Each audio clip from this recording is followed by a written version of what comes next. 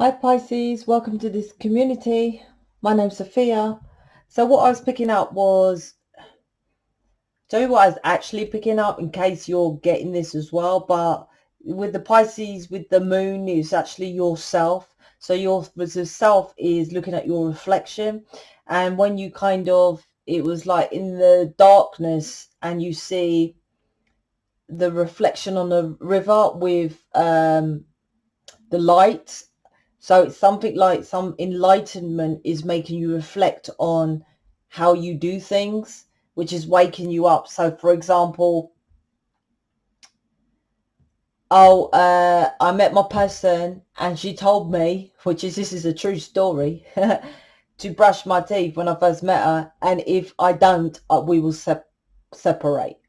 And you took it flippantly and you did brush your teeth and that she didn't like it and you separated. There's some realization with the reflection of the light, which is making you an enlightened being. What's that got to do with brushing your teeth? But that enlightenment is taking accountability of your vanity or your like stubbornness or your ego, your judgment of like, that won't be a worry. There was something that within you that disregarded others, but your enlightened being, or something that is small and irrelevant to you could be massive to someone else. And this is the enlightenment what you're seeing about, because of your card, the imagination is about, imagination is thinking big. The smaller details you may miss. This is bringing you back to earth. Of a pond, of the Pisces card, is about, the pond, it might be a small pond, but how deep does it go?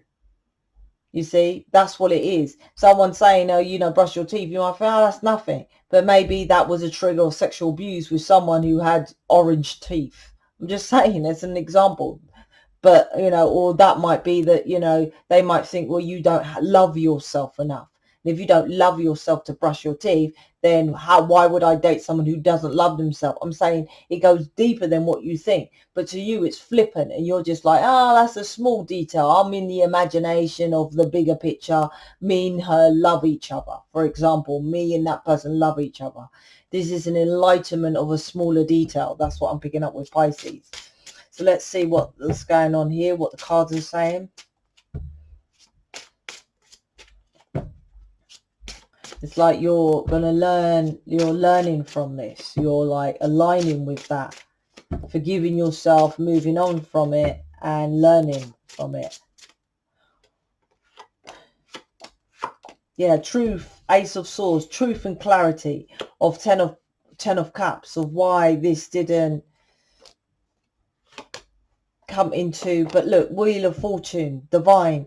This could have been a divine connection, which this is you who's listening. The energy switch, but a divine connection was here, and they were here to teach you your truth. And I know that's a stupid example of the teeth, but it is, in reality, it's about who doesn't brush their teeth hasn't got self-love.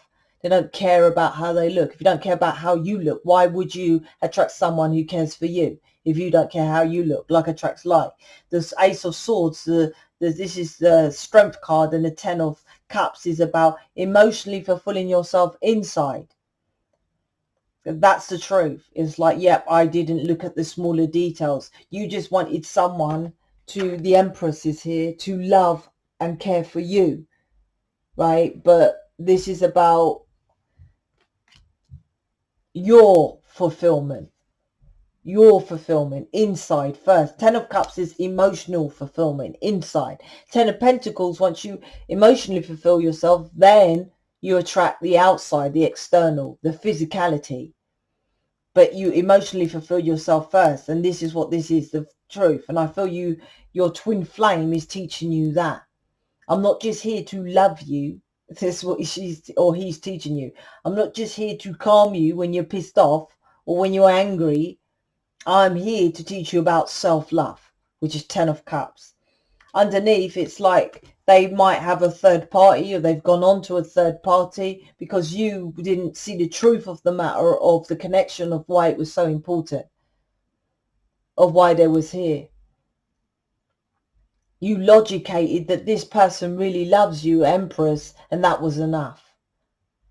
And that she would be, or you two would be strong enough, you know, good sex there as well, something like that, that would be good enough to be, oh, we're twin flames, that's enough, something like that. And this is like, now, well, now they've gone to the third party. Doesn't mean it have to be someone else. It could be like, oh, sod you, I'm just going to focus on work. Sod you, I'm just going to move to another area, or whatever. When you understand this sexual energy, this twin flame connection, this meeting someone who you class as the Empress, it's like not to take it for granted and stab them in the back with a 10 of swords. You might say, no, that's my person. No, this is you. This is you. You took it for granted what you had with this connection.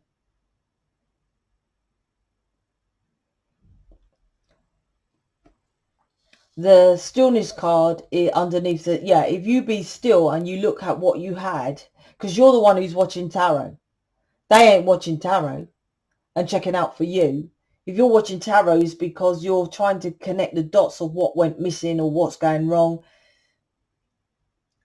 This is about you being still and connecting with the heartbreak which was created because you wasn't fulfilling yourself emotionally.